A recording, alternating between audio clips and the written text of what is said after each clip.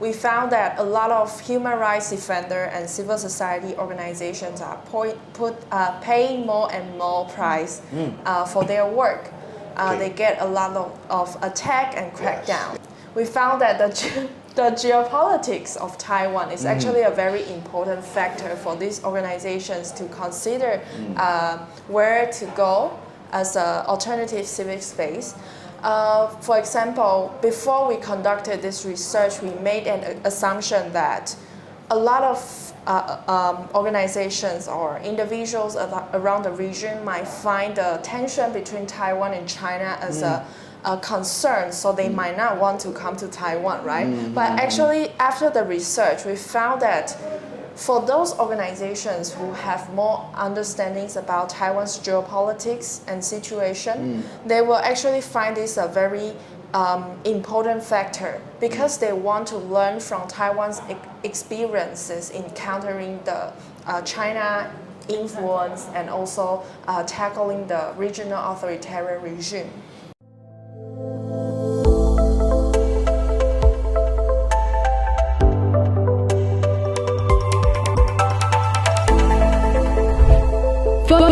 Voicy Podcast. Good morning, good afternoon, good evening, whenever you listen to this podcast.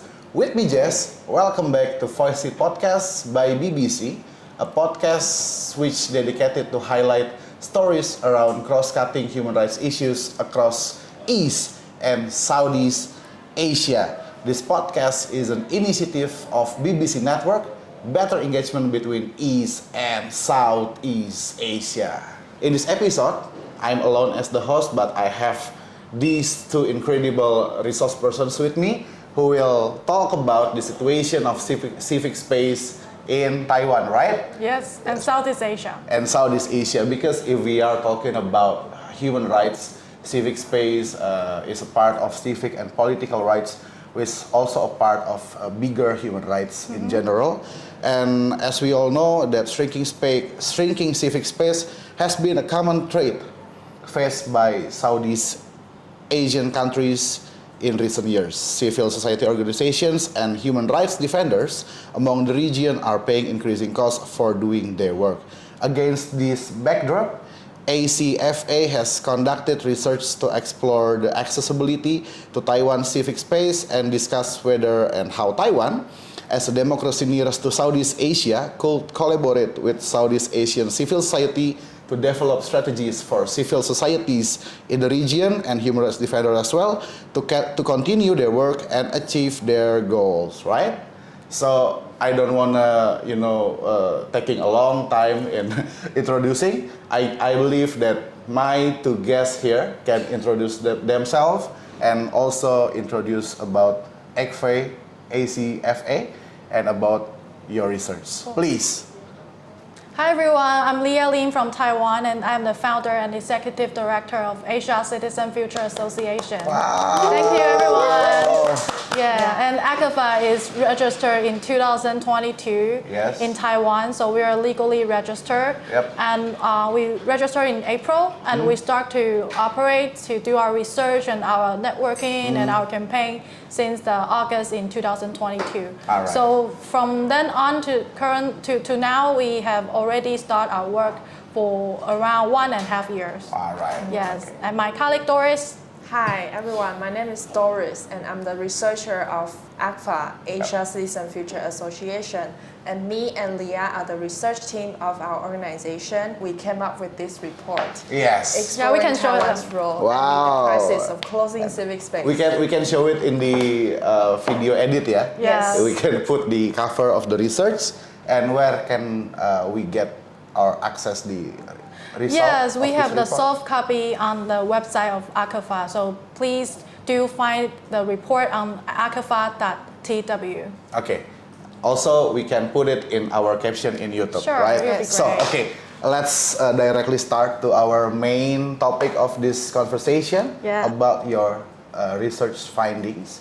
So, what is the current status or what is the current condition of civic space in Taiwan and also in the Southeast Asia? Yeah, so when it comes to key findings, we have 9 key findings Yeah.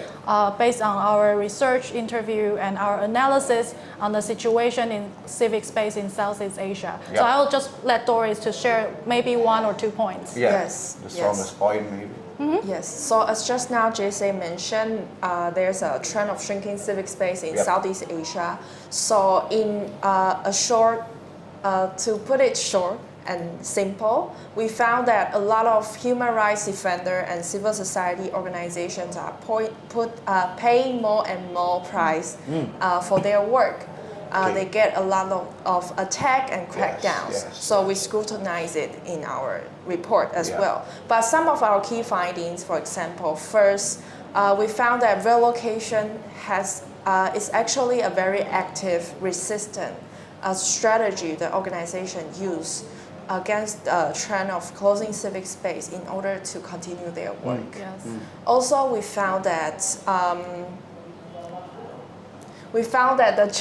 the geopolitics of Taiwan is actually a very important factor for these organizations to consider where to go as an alternative civic space. For example, before we conducted this research, we made an assumption that a lot of organizations or individuals around the region might find the tension between Taiwan and China as a concern, so they might not want to come to Taiwan, right? But actually, after the research, we found that for those organizations who have more understandings about Taiwan's geopolitics and situation, they will actually find this a very important factor because they want to learn from Taiwan's experiences in countering the China influence and also tackling the regional authoritarian regime. Yes. So yeah, about this geopolitics things that you just mentioned, is it related with the One China policy, One China principles things? Something like that?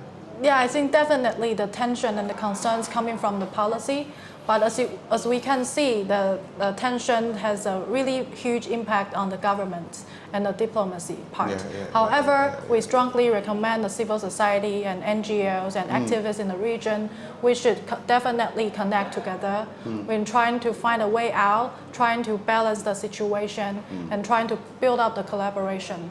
So this is our suggestion. Okay, so as Doris mentioned also earlier that you mentioned about shrinking civic space or about the crisis of closing civic space. What do you mean with that? What do you mean with crisis of closing civic space across the region, and why is this actually important for Taiwan and for Southeast Asia? Okay, so civic space is understood as the space for people to exercise their freedom of expression, freedom of assembly, and freedom of association. So shrinking civic space means that in the region or in a society, people are getting more and more restriction from the authority, from the repressive government when they conduct their events or activities. So we identify 6 trends of shrinking civic space in Southeast Asia that are criminalization, surveillance on digital civic space, extrajudicial measure, militarization and conflict, and also transnational repression. It's 5. And stigmatization and marginalization from society. So this 6, yes. I'm so sorry. Yeah. This 6 measure, right? So we found that these are happening largely in the region. In the region, not only in Taiwan. Not only in Taiwan. Okay. Actually, Taiwan have a relatively more open space to conduct activities. Yes, and we observed that the above mentioned 6th trend is happening around Southeast Asia. And why do we need to play an important role? Why does Taiwan need to provide an inclusive civic space as we suggest in the report? Because we found that it's with the regional international engagement that people can learn from each other to tackle with the crisis. And also because we found that Taiwan historically have less engagement with the region, with Southeast Asia, as long as with other regions around the world. And we think this is a very important lesson we can take to show our solidarity and learn how to engage in the international mechanism and system together to tackle the crisis. All right. Yeah. And we also see the governments, between the governments, they learn with each other. For example, we just take the digital security law, like China has it, and Vietnam also has it. And we also see some other government trying to introduce the law to their own country and society. So we can say the government work with each other. However, we didn't say the strong tie between Taiwan and Southeast Asia, civil society. So that's why we want to emphasize that. In terms of collaboration, civil society is a very important role playing to stop this authoritarian trend. Okay. So I believe that Doris just mentioned about that Taiwan is more open, relatively more open for civil society to conduct activities. If I'm not mistaken, conducting activities is part of rights to assembly and association, right? And expression. What about the other? What about the freedom of opinion and freedom of expression? How about that? What is the situation of freedom of opinion and expression in Taiwan? I think relatively situation in Taiwan is quite open. We don't really get criminalized for example, defamation, which happens a lot in Southeast Asia currently, and we have the space to express our political opinions as well. Okay. I think it's good. All right. Okay. So my next question will be talking about ACFA's latest report studies, which focus on 7 different CSOs, right? So I would like to start with the one in Myanmar. What kind of challenges they are now experiencing in the middle of a coup, in the middle of the human rights crisis in the country? It's very sad, right? Yeah, so in our report, we interviewed 7 Southeast Asia organizations and included one Myanmar organization called Action Committee for Democracy Development, ACDD. So this organization plays a very important role in Myanmar in terms of human rights and democracy. So it serves as an umbrella organization, as a mother organization, and to support village level, local level groups and activists to advocate for human rights and democracy. So it's very special because ACDD was registered. It was established back to around 2010, and in Meso. So it's in Meso, Thailand, the border area. The border between Thailand and Myanmar. So it's very special because it originally established overseas, but they work in Meso to support Myanmar activists and movement. And when Myanmar is more open in 2008 and later, they moved back to Yangon and to do their activism and to do their organization inside. And in 2021, February 1st, that everyone knows that could happen. And ACDD, because of the nature, is established by a political prisoner. So the nature is very sensitive. So they are quickly targeted by the military junta. So one of their department, the International Advocacy Department, moved back to Meso to base overseas to keep going to support the movement. So what they are facing right now is the government's trying to target them. And also we can see in a lot of international outlets and media that the Thai authorities to a certain level work with the Myanmar junta and trying to target the dissidents and political activists inside Thailand. So although they are currently not inside Myanmar border, for sure they are still facing a very difficult threats and risk based in Meso. So by just see the ACDD's case, we can see like Thailand's role is very important in terms of supporting Myanmar democracy and human rights. So that's why we think that the whole region need to work together. So Thailand need to work to support Myanmar Yes, and also yes, other yes. countries. Yeah, it make more sense now Yeah. about why are these regional support becoming so important Yes. in terms of Myanmar context. But let's move from Myanmar. I believe that the authoritarianism is not happening only in Myanmar, right? Myanmar, we know that there are coups there, and of course it's very bad. But outside Myanmar, actually, we also can see how in Cambodia, Hun Sen is elected again, right? The Yeah. son, Homan, yeah, Homan, the Yeah. son of The son of Hun Yes. Sen. That's what I mean. And then in the Philippines, the son of Marcos, Marcos, yeah. Bongbong Marcos is elected, and now Indonesia in the presidential election that will be held in February. So actually, these past human rights violators who also had a strong relation with the new order regime back in Yes. before 1998, also becoming one of the candidates. So Yes. also in Malaysia and in other places in the region in Southeast Asia.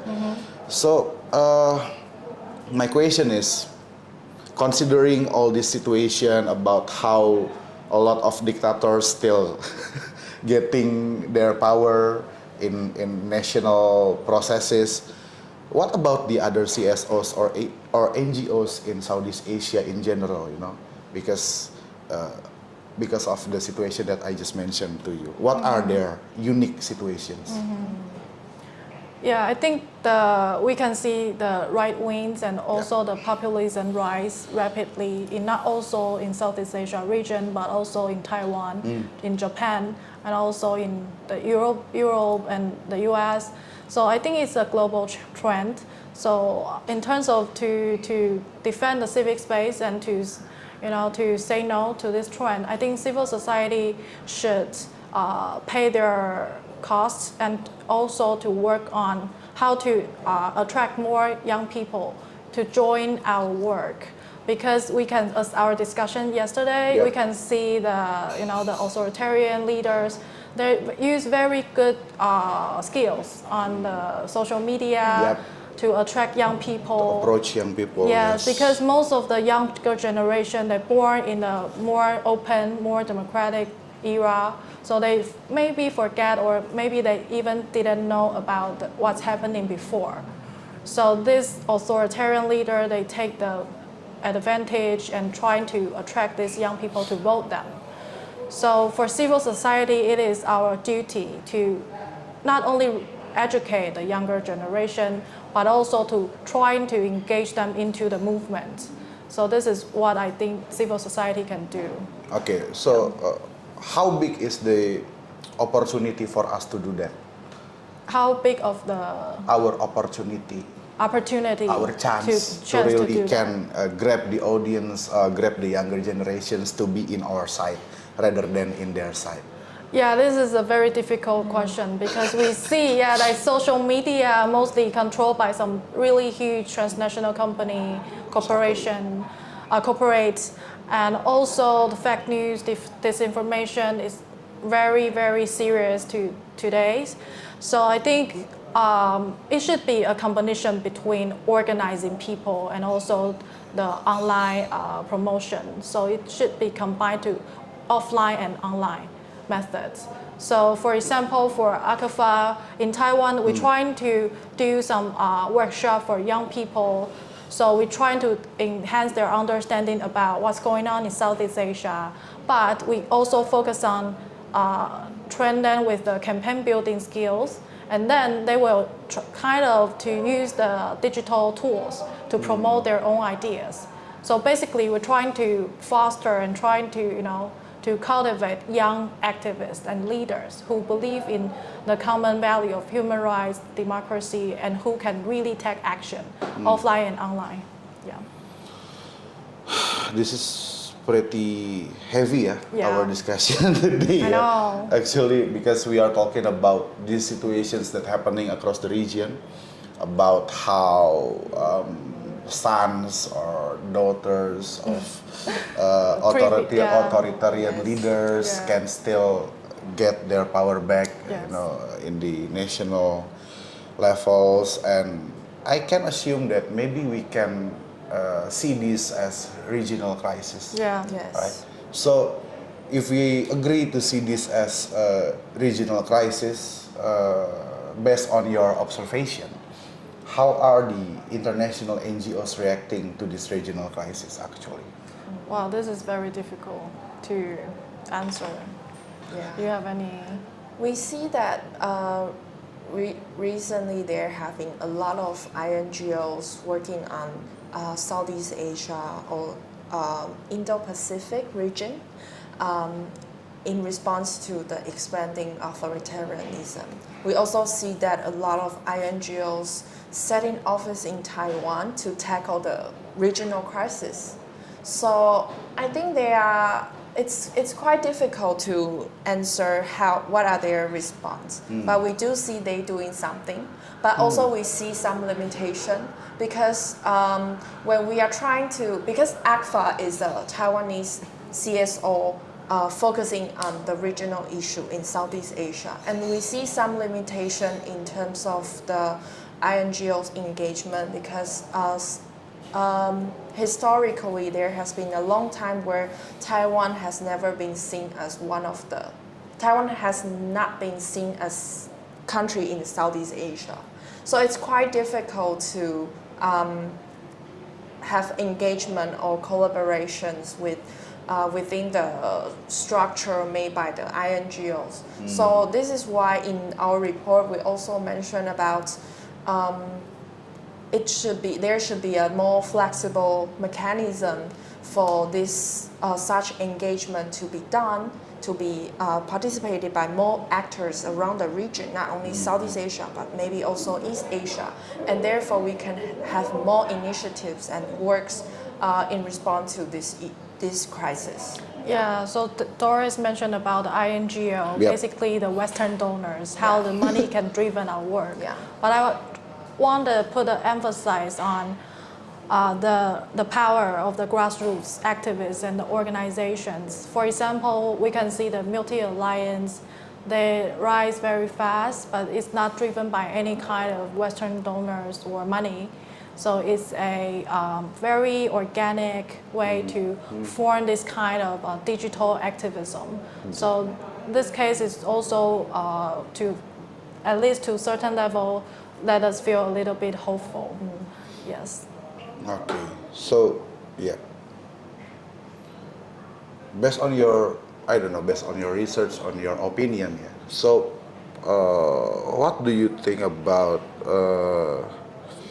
what actually Taiwan response to this regional crisis? And the first is about the response of Taiwan, and then maybe the second, I would like to also ask you about what can actually Taiwan do more Yes. to support the human rights movement in the region, the CSOs, the INGOs, and maybe what kind of recommendation that you would like to. Yes.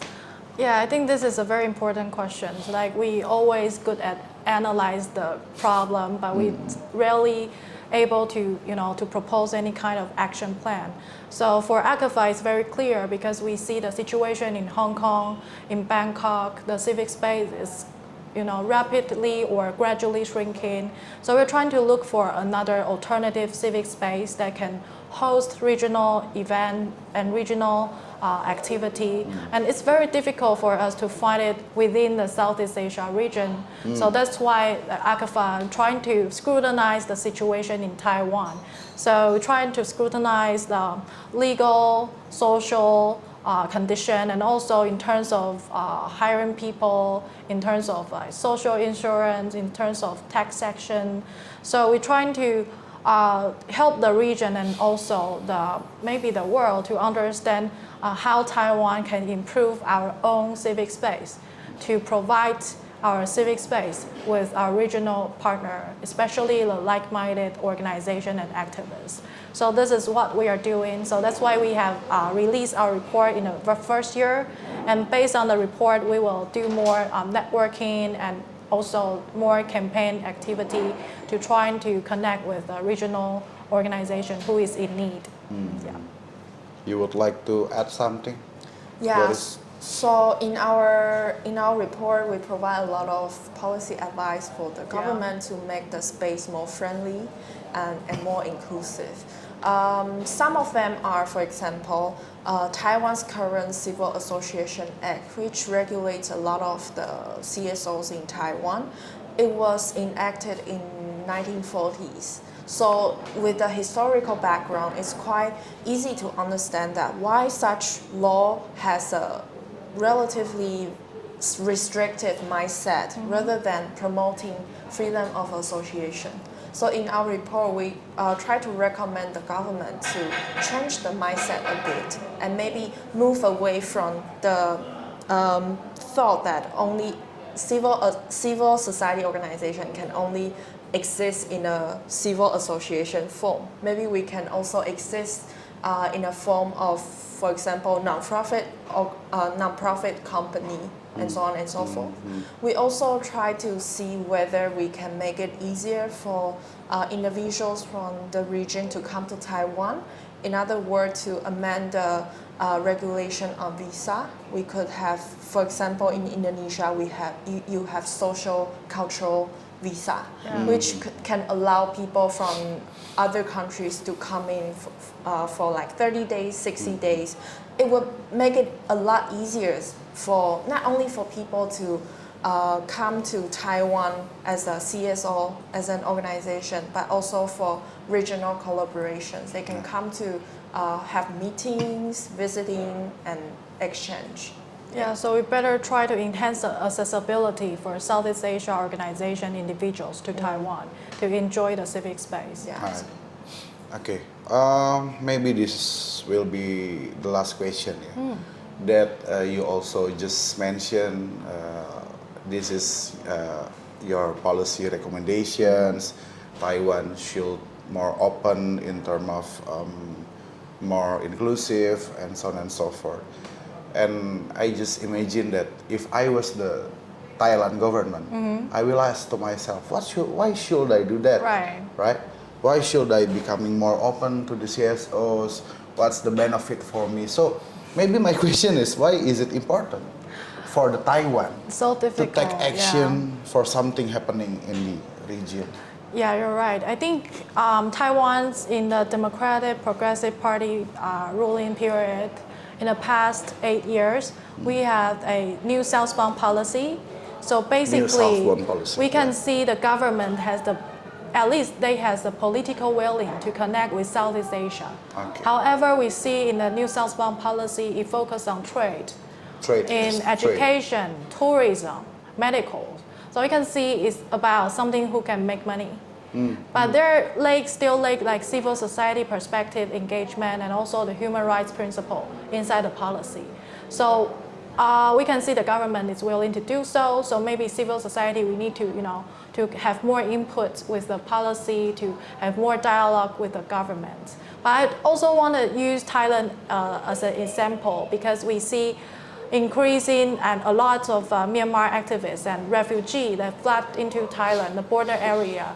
So the Thai government, the Thailand's society and the political system and also their administrative system, they get a lot of resources from this community and the refugees from Myanmar.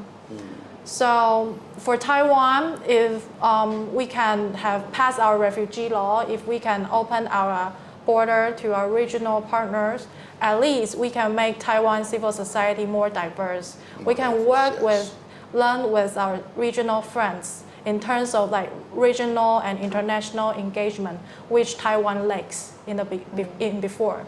Yeah, so I think there will be a lot of benefits for Taiwanese civil society and government. Yeah. However, we still need to work harder to let our society and the government to understand. Yeah. Yeah. You would like to add something to what Leah just said, Doris? No, I think it's quite good.